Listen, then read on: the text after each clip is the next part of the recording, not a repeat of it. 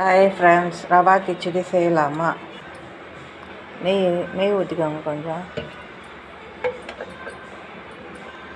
எண்ணெய் கொஞ்சம் ஊற்றிக்கோங்க.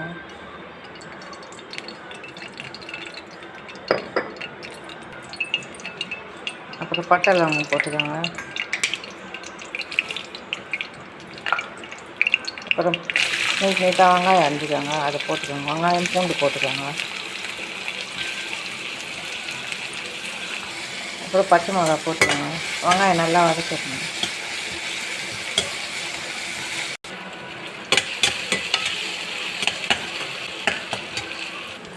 பிறகு தக்காளி சேர்த்துக்கோங்க.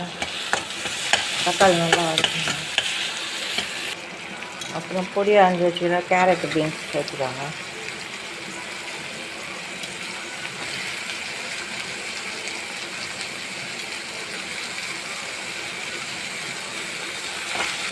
நல்லா வதக்குங்க.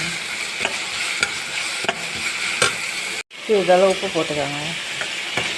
பச்சை வாசம் போடுங்க. நல்லா வதக்குங்க.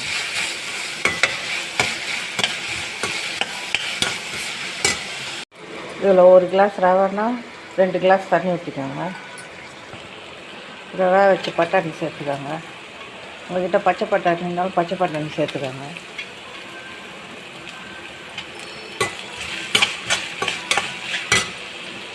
நல்லா வதக்குங்க. புதினா கொஞ்சம் போட்டுக்கோங்க. கருவேப்பிலை கொஞ்சம் போட்டுக்கோங்க. வதக்கும் போதே போட்டுக்கோங்க, நான் மறந்துட்டேன் அதில்.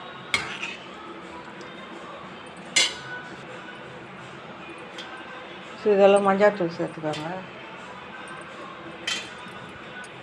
தேவையான அளவு உப்பு போட்டுக்கோங்க. தண்ணி நல்லா கொதிக்கிட்டோங்க.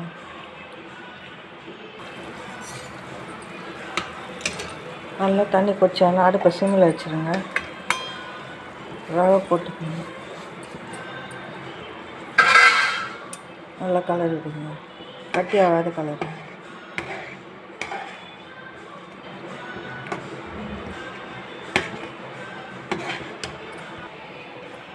நல்லா இந்த மாதிரி கலருக்குங்க.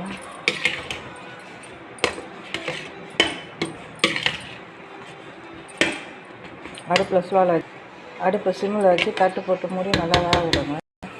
கொத்தமல்லி போட்டுக்கோங்க. போட்டு நல்லா கலரி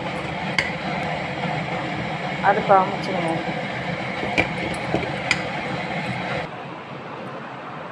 ரவா கிச்சடி ரெடி ஆயிடுச்சுங்க. நீங்களும் ஒரு வாட்டி ட்ரை பண்ணி பாருங்கள். பசங்க விரும்பி சாப்பிடுவாங்க. பிடித்திருந்தால் லைக் பண்ணுங்கள், ஷேர் பண்ணுங்கள், சப்ஸ்கிரைப் பண்ணுங்கள்.